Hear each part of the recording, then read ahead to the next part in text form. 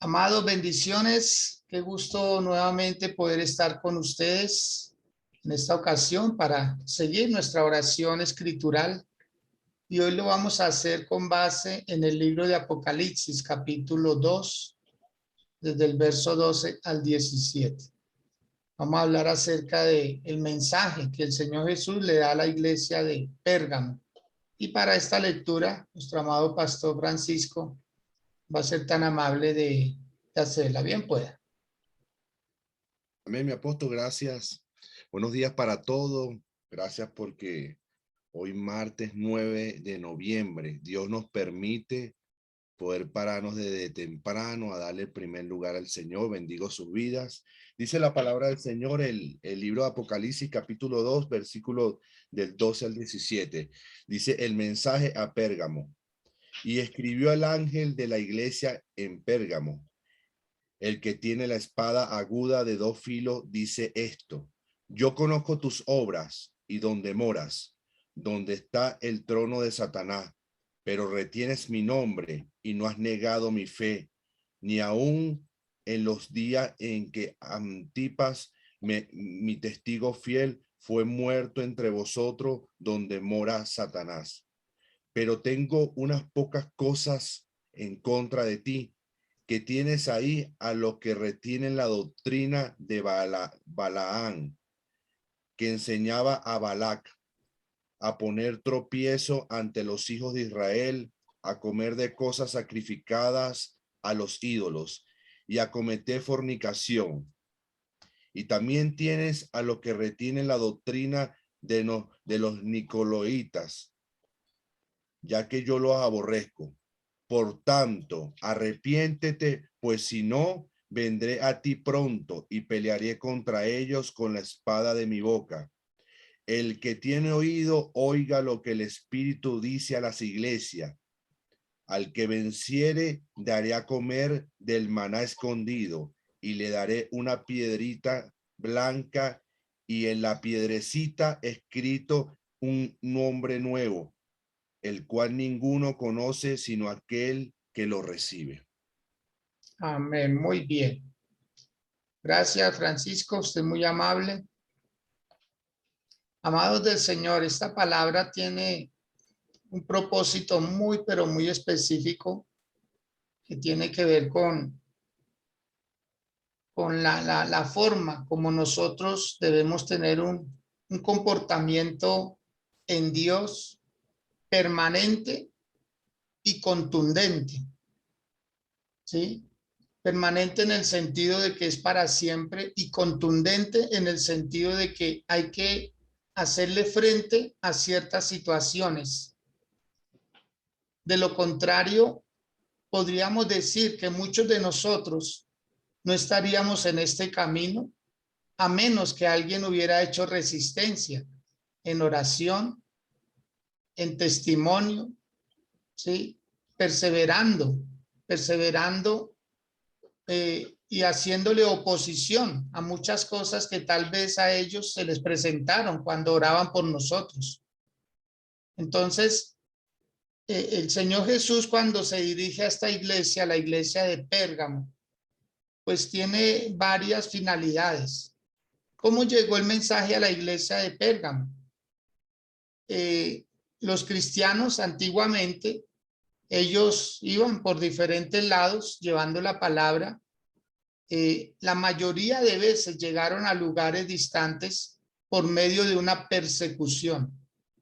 No fue algo muy voluntario, no fue algo de amor, sino huyendo a la muerte de los emperadores de la época, huyendo a la persecución, terminaron predicando en muchos lugares. Cuando llegan a Pérgamo, se encuentran con muchas cosas. Ahí se radicaron, ahí se establecieron como cristianos, pero después viene el Señor con una carta a enviarle un mensaje a los que ya están radicados, a los que ya se habían prácticamente amoldado a la situación de ese lugar. Entonces, cuando uno llega a un lugar y si uno no logra identificar el lugar donde está, uno puede terminar confabulándose con el lugar y aprender las costumbres de ese lugar. Y lo que a uno le puede parecer bien, para Dios puede terminar siendo malo. Entonces vamos a observar unos detalles porque Pérgamo era una ciudad muy popular de la época, aunque no era un lugar donde había comercio, de pronto como Éfeso, como Esmirna, pero Pérgamo era una ciudad donde se albergaban más de 200,000 papiros, ¿sí?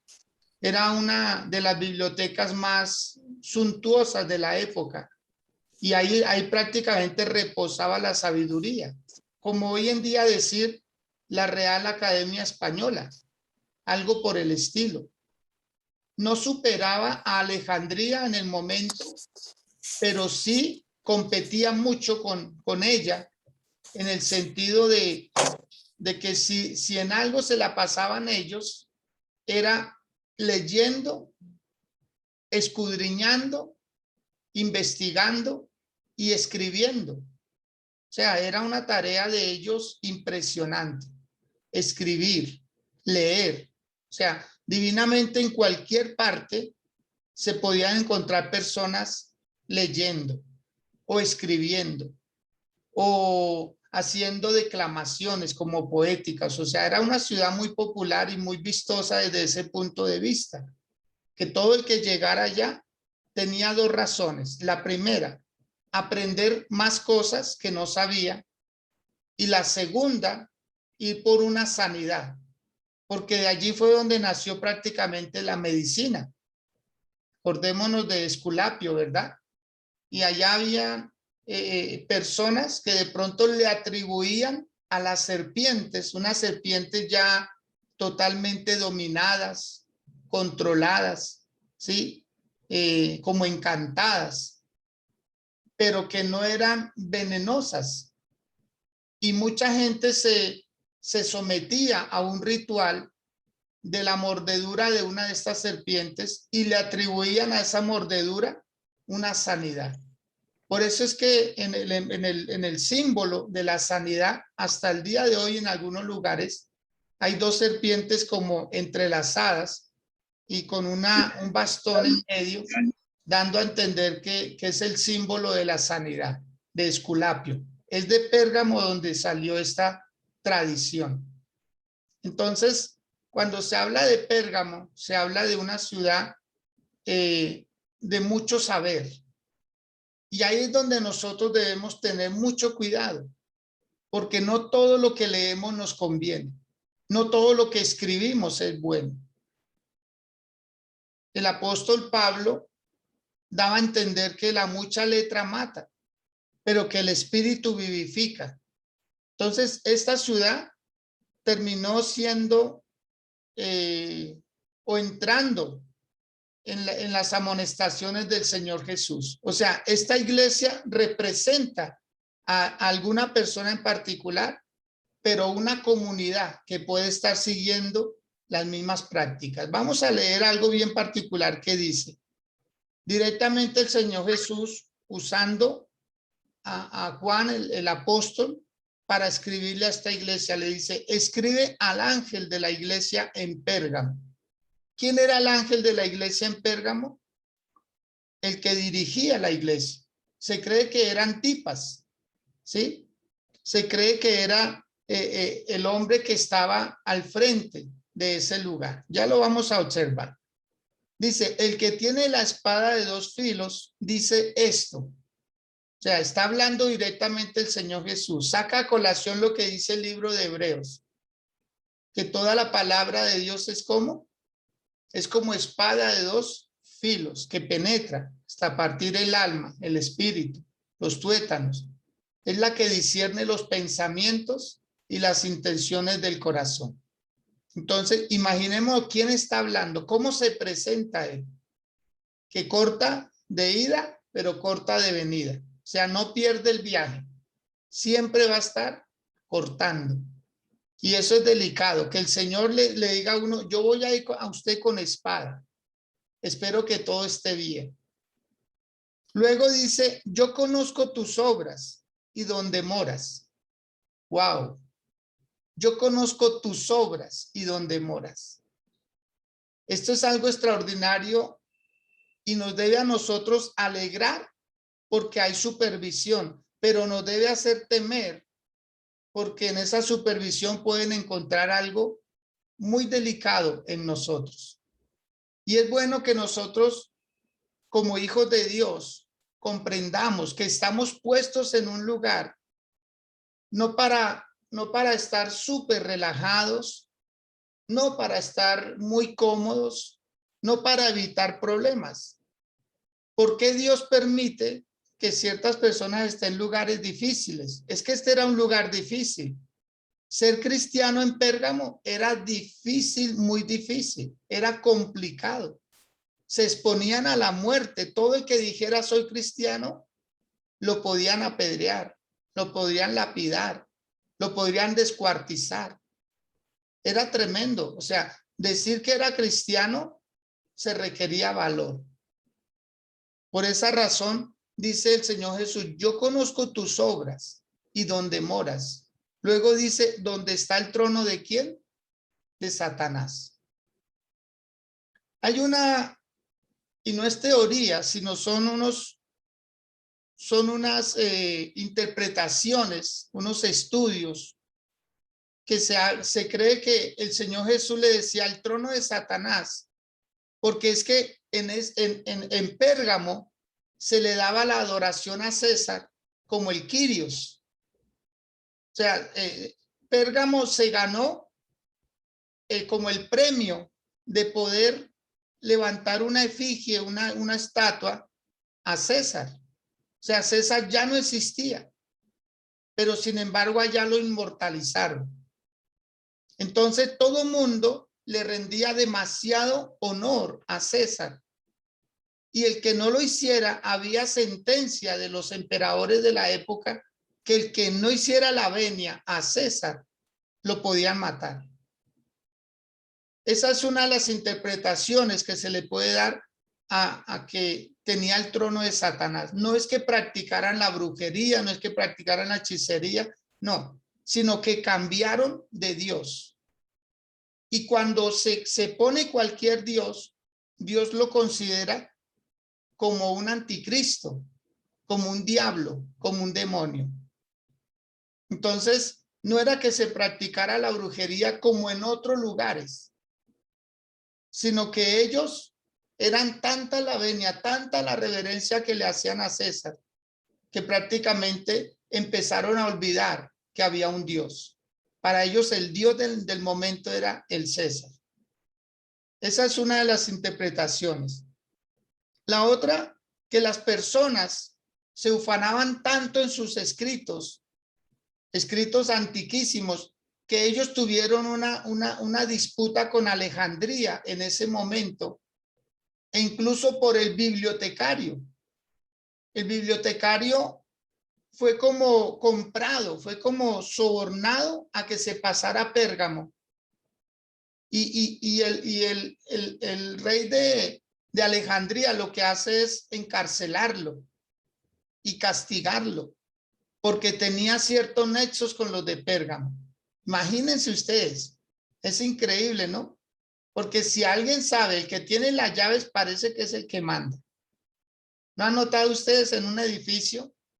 El vigilante se siente el dueño porque tiene las llaves, o en una casa, la ama de llaves se siente la dueña por esa razón. Así le pasó al bibliotecario de Alejandría.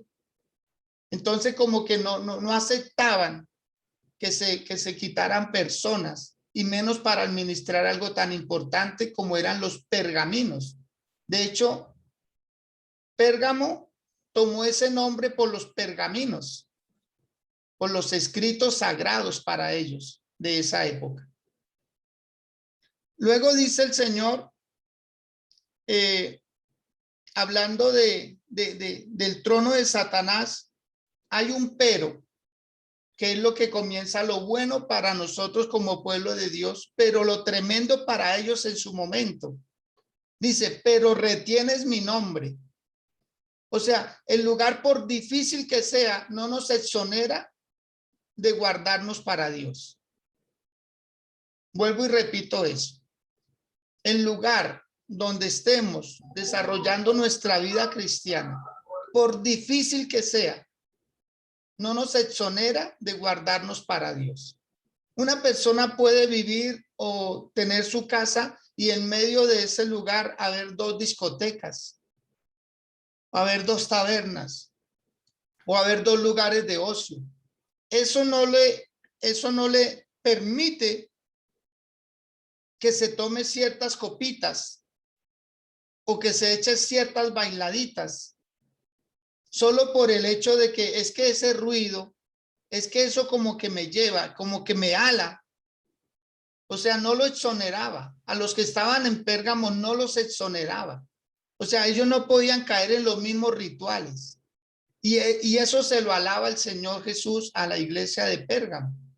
Eso se lo resalta, le dice, pero retienes mi nombre y no has negado mi fe, ni aún en los días en que Antipas, mi testigo fiel, fue muerto entre vosotros, donde mora Satanás. El mismo pastor de ese lugar, aunque de Antipas no se escribe mucho, no se sabe mayor cosa de él, pero fue uno de los mártires de la época y fue muerto. Y eso no hizo que los demás huyeran. Eso no hizo que se salieran de ahí, o si no, no existiría la iglesia Pérgamo. Mire que a veces las iglesias pasan por unas situaciones difíciles. Es porque hay madurez.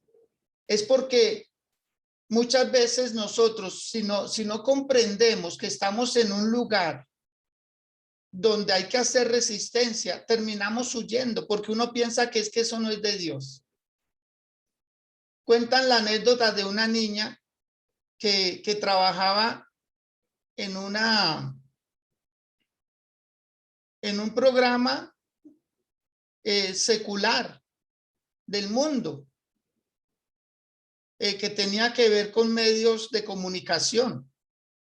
Y esta niña, cuando se convierte al Señor, inmediatamente se sale de esa emisora y de esa televisora, se sale de ahí y busca otra que ya existía en el momento, cristiana. Entonces ella se sentía muy bien, pero con el tiempo ella terminó dándose cuenta y ella dijo, ¿y yo qué hice? O sea, yo me vine para donde no hay que hacer nada y dejé el lugar donde había mucho que hacer. O sea, Dios la llamó para que ella conociera del Señor, pero que fuera influyente en ese lugar. No sé si a usted le ha pasado o ha visto cosas así. Es que mis amigos son cristianos. Todo lo que me rodea es cristiano. El trabajo, cristianos. En el colegio, cristianos. En el barrio, todos cristianos. Entonces, ¿cómo vamos a afectar nosotros el mundo si nosotros solo nos la estamos pasando con cristianos? Ay, Dios mío. O sea, estamos siendo muy excluyentes, demasiado. Por eso es que cuando les matan aquí a su pastor, al que los dirigía, la iglesia no salió corriendo, no salió huyendo, sino se quedó, hizo resistencia. Y a eso nos ha llamado el Señor. Alguien escribía en tiempos pasados y decía, uy Dios, pero tú me pusiste el lugar más difícil. ¿Sí?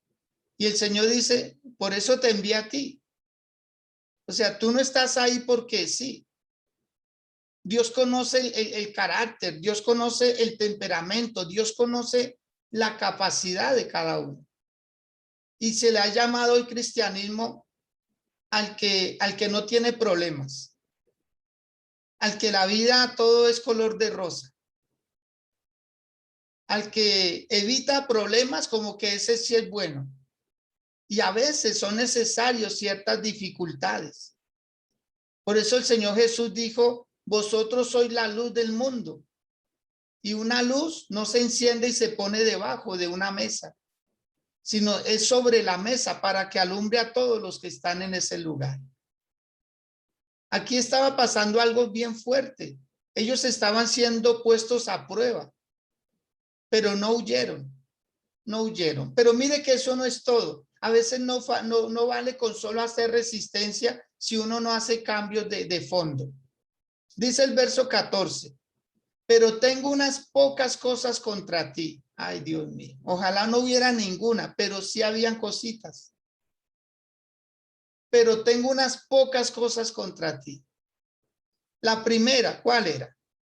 Que tienes ahí a los que retienen la doctrina de Balaán, que enseñó a Balac a poner tropiezo ante los hijos de Israel, a comer cosas sacrificadas a los ídolos y a cometer fornicación. Lo primero que ellos tenían es que se quedaron ahí, pero dejaron cositas. Dejaron cositas. Así como dice el libro de Cantar de los Cantares. Las zorras pequeñas echan a perder las vides.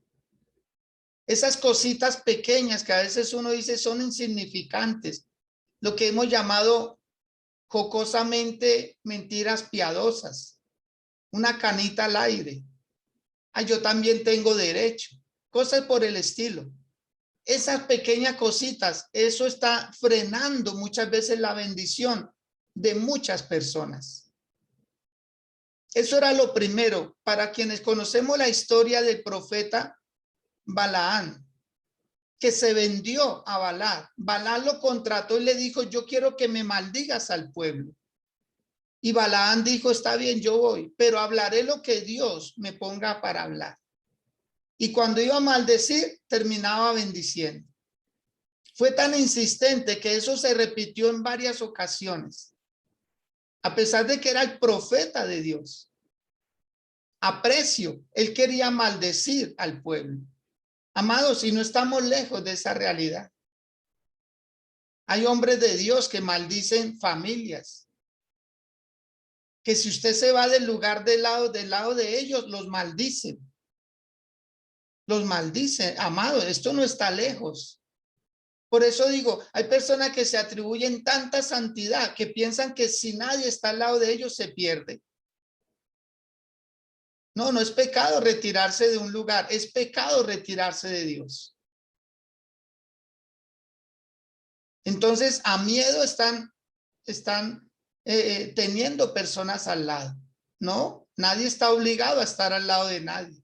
Si es por revelación, si es por asignación, la persona aguanta.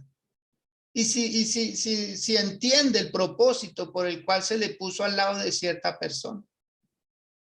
Pero aquí vemos nosotros que ellos retenían esa doctrina, esa enseñanza, o sea, hacían unas cosas, pero dejaban de hacer otras. Por eso a veces se dice, ¿de qué vale tanta oración? Si se levantan de la oración y siguen maldiciendo, peleando con todo mundo. O sea, si uno no se levanta diferente a como se arrodilló, no valió la pena. No valió la pena. Desafortunadamente, se está idolatrando la oración y no se le está creyendo a quien responde la oración. Se piensa que la oración son órdenes para Dios. Haz esto, haz aquello, haz aquello, haz aquello y ya.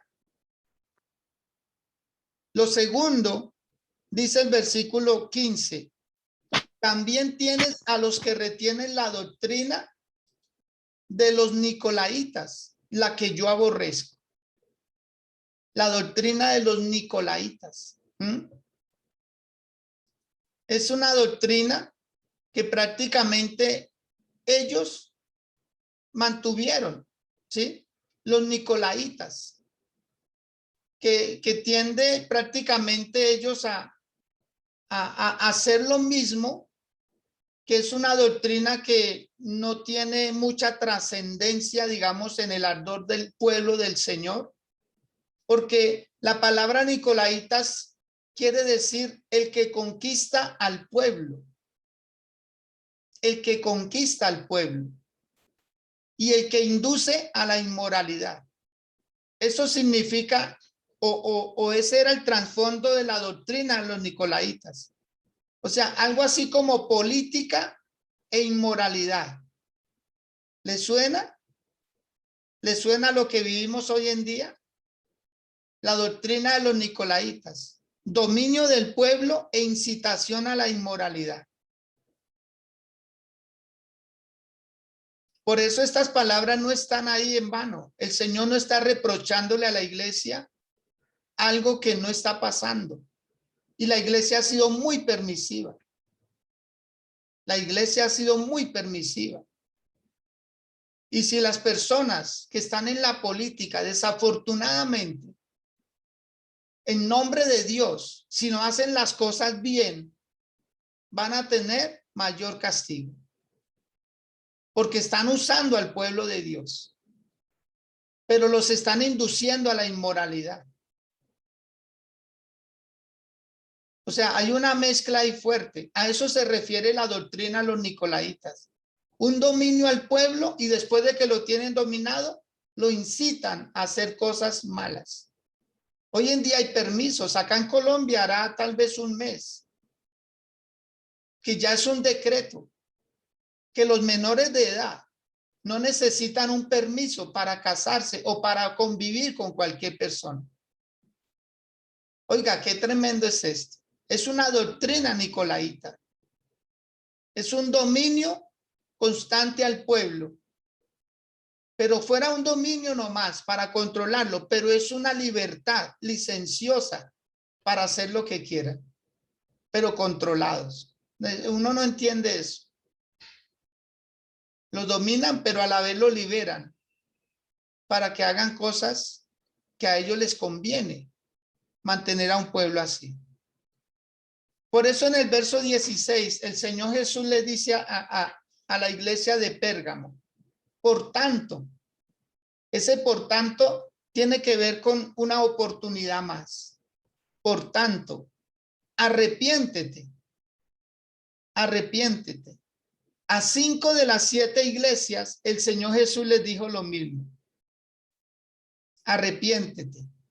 Pues si no, vendré a ti pronto y pelearé contra ellos con la espada de mi boca. Tener a Dios de amigo es lo más maravilloso que puede suceder en la vida, pero tenerlo de enemigo, eso es terrible. Eso es terrible. Acordémonos en el desierto, el pueblo de Israel. Dice que el Espíritu Santo se les volvió enemigo. El que era amigo se volvió enemigo. O sea, y dura cosa es dar cosas contra el aguijón. No vaya a que nosotros nos hallemos luchando contra Dios y no contra los males de que Dios aborrece. Amado, no le podemos decir a lo malo bueno. No le podemos decir a lo bueno malo. No podemos decirle a lo amargo dulce, ni a lo dulce amargo. No podemos tener la verdad por mentira, ni la mentira por verdad. Tenemos que ser muy sinceros en este caminar de vida. Créame, las circunstancias nos están probando. Las circunstancias nos están probando la fe, nos están probando el amor, nos están probando la paciencia, nos están probando el testimonio a Dios. Por eso cada mañana, amado, usted hace bien en levantarse, usted hace bien en conectarse, usted hace bien en recibir una palabra, usted hace bien en humillarse cada día, porque usted está flagelando su carne, usted está prácticamente atándose a un propósito y a una bendición de Dios. ¿Qué dice el Señor? Vendré pronto a ti, a menos que te arrepientes, a menos que cambies. Mire que muchas personas le atribuyen al llanto, al lloro, arrepentimiento. No, llorar no es arrepentirse. Arrepentirse es cambiar. Vuelvo y repito eso. Llorar no es sinónimo de arrepentimiento. Es cambiar. lo que es sinónimo de arrepentimiento. Si uno no cambia las actitudes, si uno no cambia las malas palabras, puede llorar lo que quiera, puede tratar de convencer a Dios, pero no va a poder, porque Dios conoce el corazón, Dios lo sabe muy bien. Si nosotros verdaderamente lloramos de arrepentimiento para levantarnos y hacer un cambio, hay que dejar la amargura, hay que dejar el resentimiento, hay que dejar el odio, hay que dejar las malas palabras. De lo contrario, ante el mundo no habría ninguna diferencia en absoluto. Había dos problemas dentro de la iglesia Pérgamo. Y nada más terrible que uno saber dónde está el problema y no hacer la corrección. Eso se llama tolerar algo. ¿Ustedes han oído la frase que dice el que calla otorga? ¿La han oído?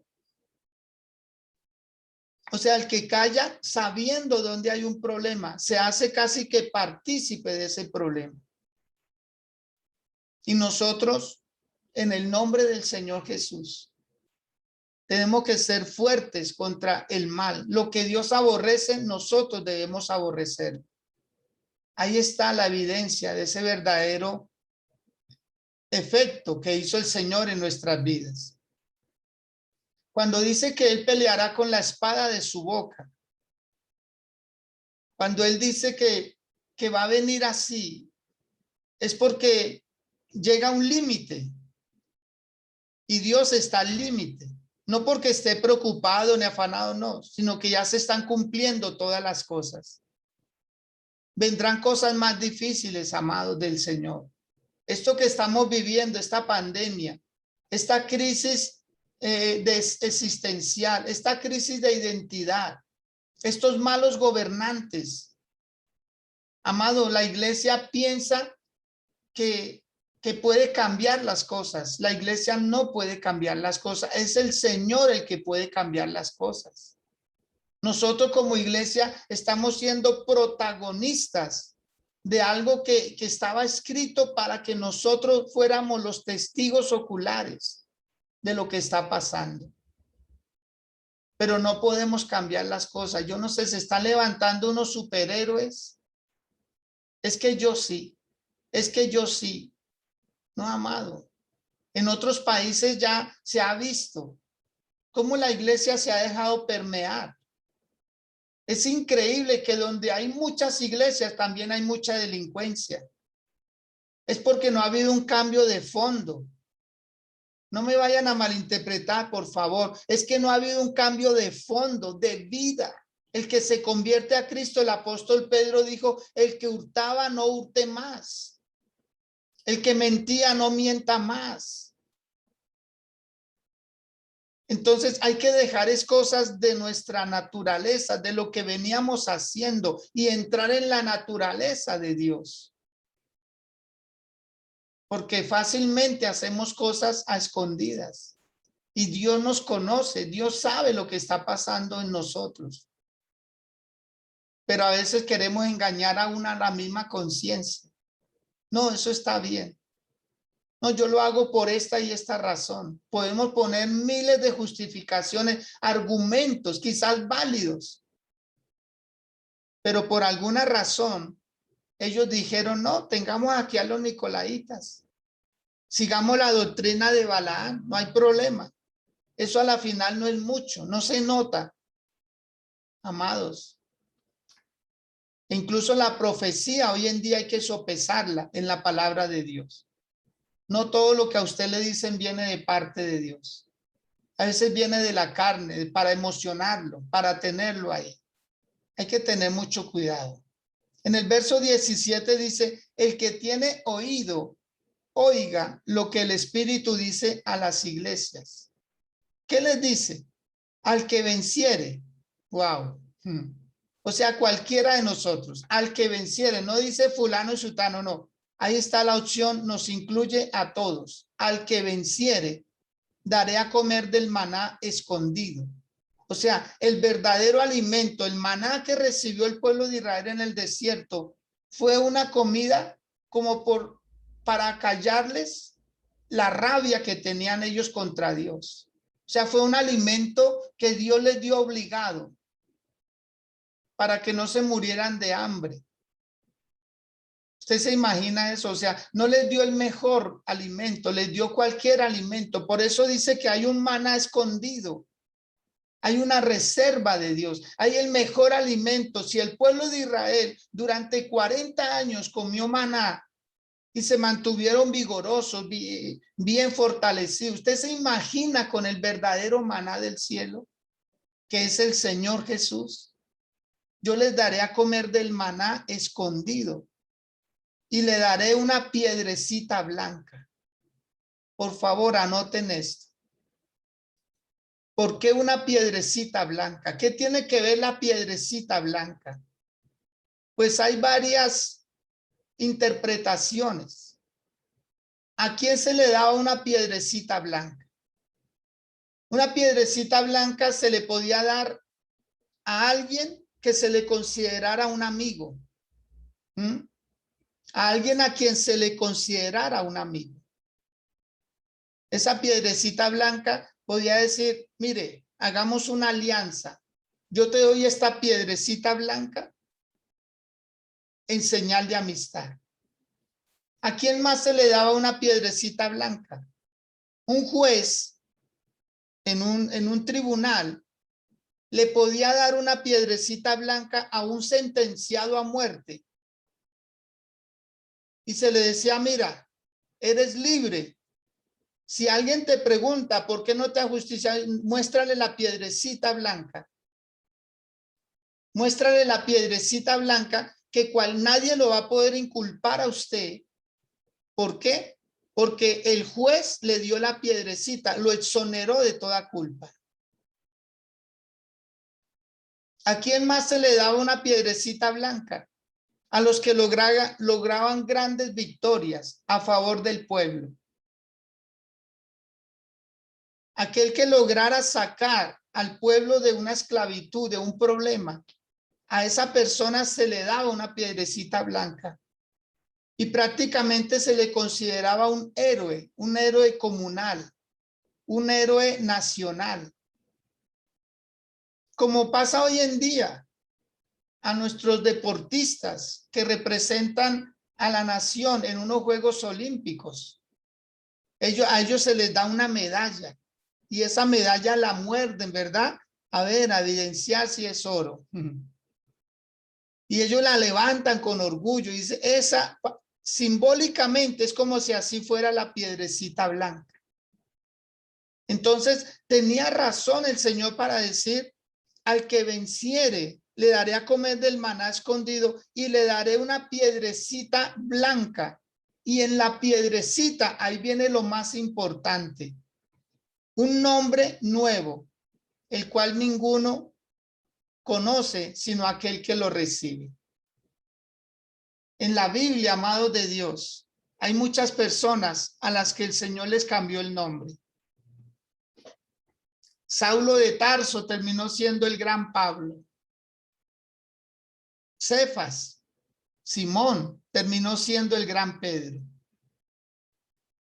Aún Jacob terminó siendo el gran Israel.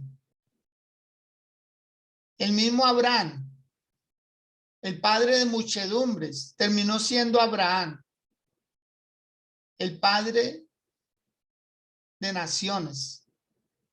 La misma Sarai, la princesa, terminó siendo Sara, la madre de multitudes, la grande. Era importante cambiar el nombre para darle una identidad mayor. Y yo quiero terminar esta palabra para que oremos unos minutos. En el libro de Isaías, yo sé que a usted le va a bendecir esto y le va a bendecir en gran manera. En Isaías capítulo 43 dice lo siguiente, el versículo 1, así dice Jehová, creador tuyo, oh Jacob, y formador tuyo, oh Israel. No temas, porque yo te redimí. Te puse nombre, mío eres tú. Quizá usted lo han llamado problema. Dios lo llama solución. Quizá usted lo han llamado derrota. Dios lo llama éxito. Quizá usted lo han llamado pobre. Dios lo llama millonario. Quizá lo han llamado fracasado. Dios lo llama exitoso. Anteponga o coloque un contraste a lo que han dicho de usted en la vida y no acepte el nombre que le pusieron. Acordémonos, en la Biblia hay personas que nunca se les conoció el nombre porque lo llamaban era por su debilidad. El cojo, el ciego de Betesda, el ciego de ciertos lugares, el borracho, el malgeniado. Allá va la que no tiene ni qué comer. Allá va la pobre. Esos nombres los puso la sociedad. Esos nombres los pusieron familiares que no supieron leerlo a usted, que no supieron darse cuenta que usted es una persona en quien Dios se fija como una exclusividad. Si usted puede hacerlo ahí donde está, incline su rostro, por favor. Incline su rostro con humildad. Con humildad. Es un grande el que se está arrodillando de uno más grande. Usted es un grande. Usted es una persona grande en extremo, porque usted ha vencido. Usted ha vencido las circunstancias que le han rodeado. Usted es una persona que sabe lo que lee. Usted puede estar en multitud de libros, pero no todos está obligado a leerlos, como le pasaba a la ciudad de Pérgamo. Se ufanaban de la mucha lectura, se ufanaban de los muchos libros. Pero ¿de qué vale todo eso? Por muy valiosos que sean, son malos.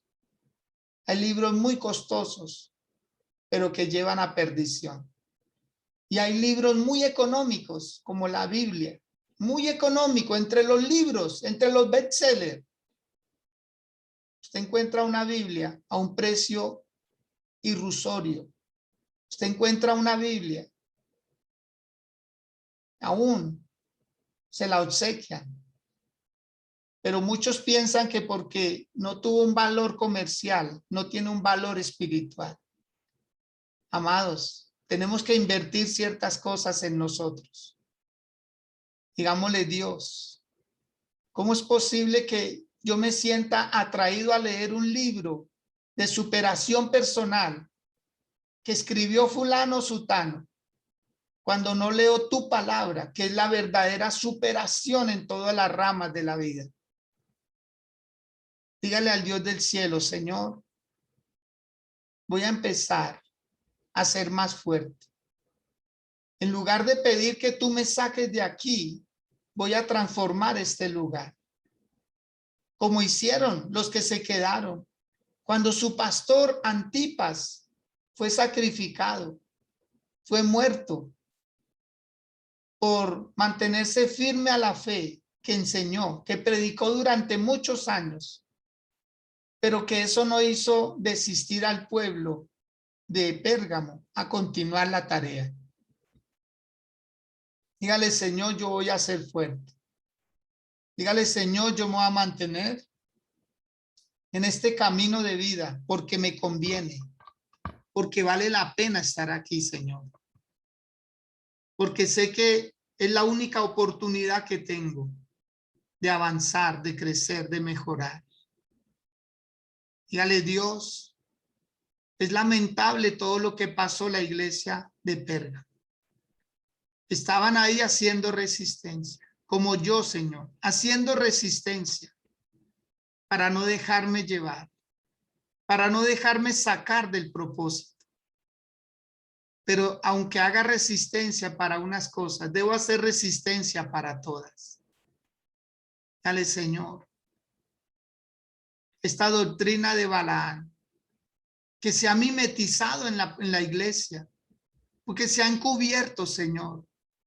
Y muchas veces hablamos por hablar, no lo sentimos en el espíritu, lo decimos en la carne, para pretender que somos profetas de Dios. Amado, usted es un hijo de Dios. El don va a fluir. Pero no se levante con orgullo, con cierta soberbia, porque Dios lo ve, Dios lo sabe. ¿Desde dónde está usted hablando cosas a las personas que lo siguen?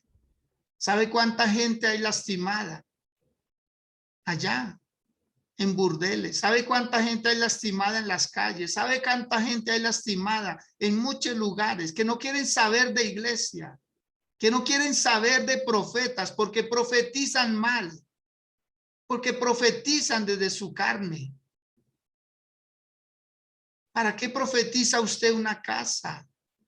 ¿Para qué profetiza usted un carro si esa persona, la que está recibiendo ese mensaje, Dios no le ha mandado ese mensaje? ¿Para qué profetiza un hijo que no está dentro del propósito de Dios? Y tenemos gente desilusionada en las calles. Tenemos gente que dice, no, esa palabra no se está cumpliendo. A veces es mejor callar, pero sí orar. Muchas veces es mejor orar por las personas. Dios, glorifícate, bendícelos, entrégale lo que es de ellos, Señor. Porque eso hace el profeta.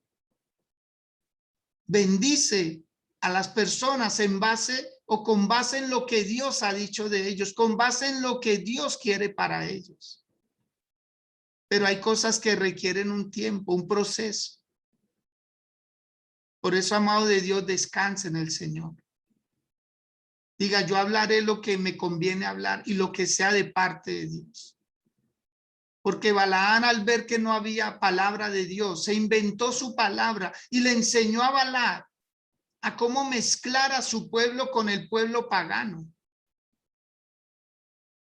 Y terminaron las mujeres israelitas casándose, procreando hijos con hombres de otra nacionalidad, de otras culturas. O sea, lo que hizo Balaam fue mezclar la cultura de Dios, cuando Dios le había dicho,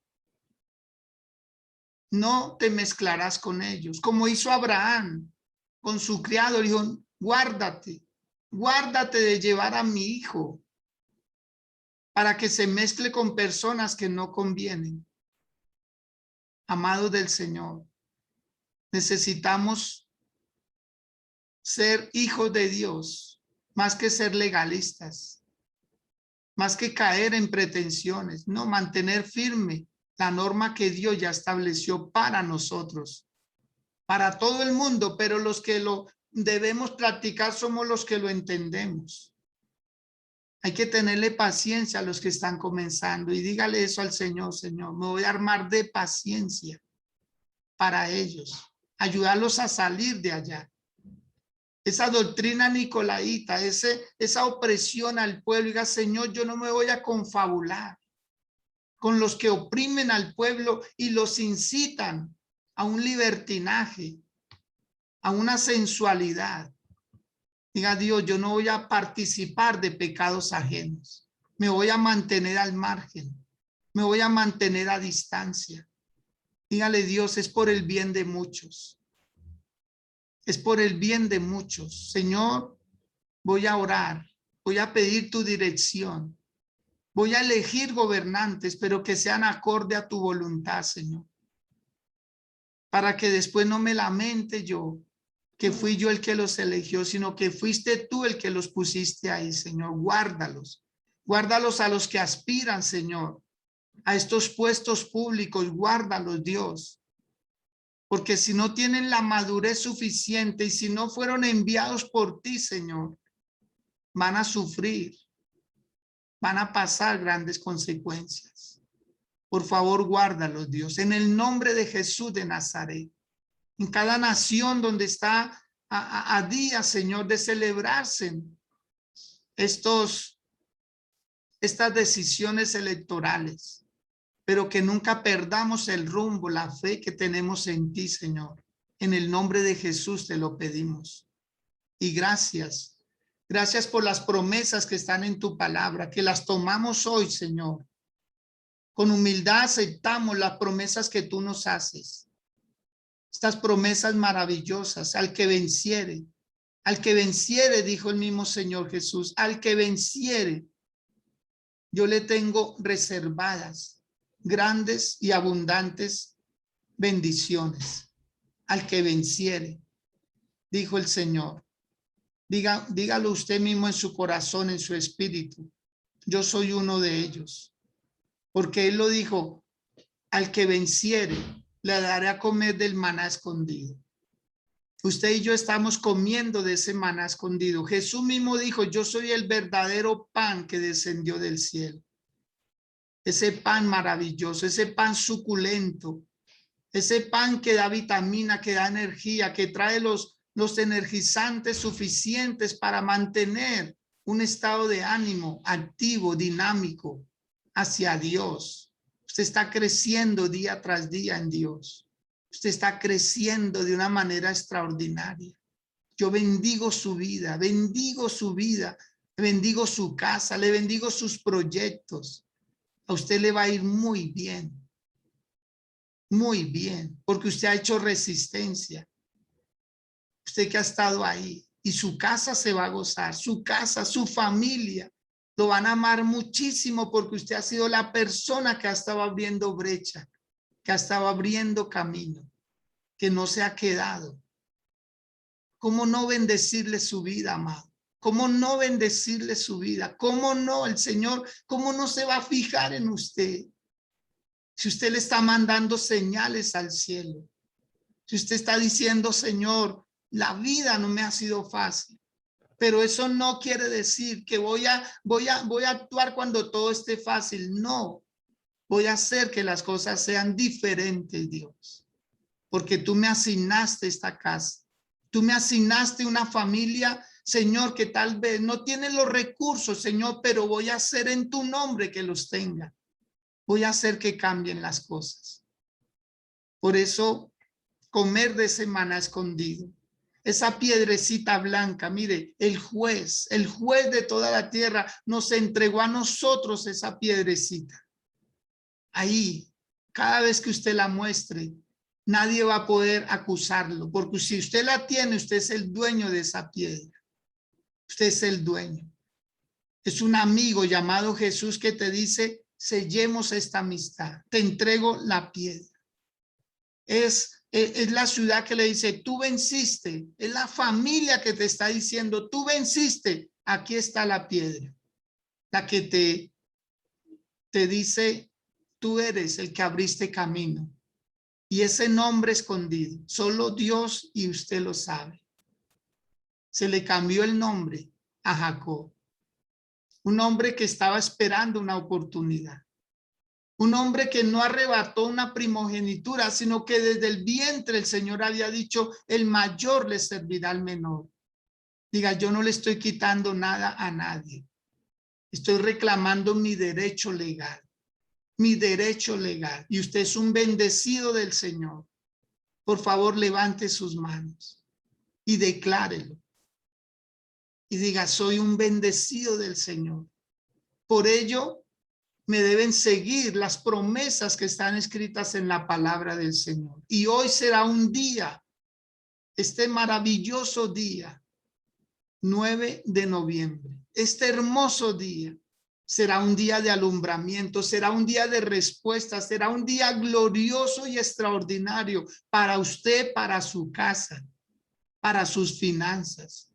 Hoy llegarán bendiciones que lo han estado buscando, pero que necesitaban que esta palabra se activara en su mente y en su corazón, en su espíritu, para que empezaran a pasar cosas sobrenaturales. Mío eres tú, te dice el Señor. Yo te puse nombre. Eres de mi exclusiva posesión y nadie te sacará de ahí. Nadie. Nadie te arrebatará de mi mano, te dice el Señor. Nadie. Absolutamente nadie podrá hacerlo. Bendigo sus vidas una vez más. Les bendigo con toda bendición, que les vaya bien siempre en todo lo que emprendan, en el nombre de Jesús. Amén. Pastora Sandra Lucía Casalla, buenos días. Por favor, prenda su micrófono, nos regala sus saludos tan amable y nos dicen que ayudó esta palabra. Buenos días a todos. Qué palabra tan tremenda, qué palabra tan poderosa, pastor.